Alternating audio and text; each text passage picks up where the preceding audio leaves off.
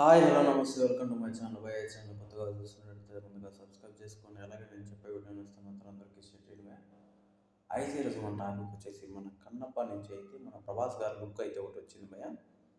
నిజంగా ఆ లుక్ అయితే నాకు సూపర్ అనిపించింది. కాకపోతే కొంతమంది ట్రోల్ చేస్తున్నారు భయ్య, నాకు ఎందుకు అర్థం కావట్లేదు.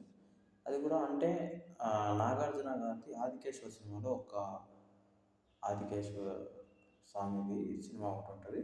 ఆ సినిమాలో మన నాగార్జున గారి లుక్కుని పెట్టి సేమ్ ఇలా ఉన్నావు అది ఇది అని చెప్పేసి చాలామంది అయితే ట్రోల్ చేస్తున్నాం భయ్య.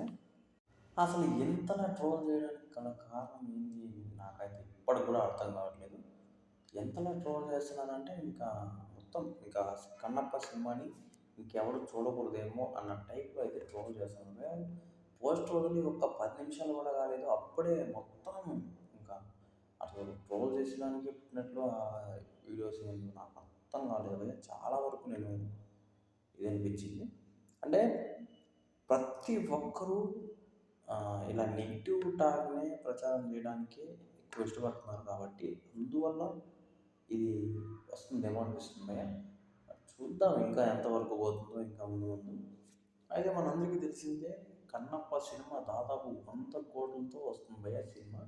అది మామూలు విషయం కాదు. 100 కోట్లు అంటే ఇప్పుడున్న మార్కెట్లో అసలు చెప్పాలంటే మన విష్ణు గారికి, మంచు విష్ణు గారికి 10 కోట్ల మార్కెట్ కూడా లేదు భయ్య చెప్పాలంటే.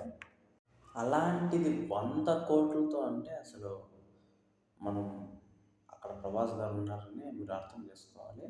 కాబట్టి ప్లీజ్ దయచేసి ట్రోల్ చేయడం కొద్దిగా ఆపండి. ఏంటంటే మరీ చిల్లర విషయాలకి ట్రోల్ చేస్తున్నట్టు అనిపిస్తుంది, మరీ చిల్లరగా చేస్తున్నట్టు అనిపిస్తుంది.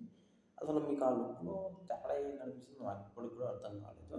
అయితే మనం సినిమా చూసిన తర్వాత కూడా ఇదే అంటే లుక్ను కాదు, మన ఆ క్యారెక్టర్ ఏదైనా తేడాగా ఉంటే అప్పుడు మనం ట్రోల్ చేసినా ఒక రీజనబుల్ ఉంటుంది. అంతేగాని ఒక లుక్ వదులుతానే దాన్ని అంతలా ట్రోల్ చేయాల్సిన అవసరం అయితే లేదు భయ్య. మరి ఇది ఇంకెంతంత ముందుకు పోతుందో మరి చూద్దాము.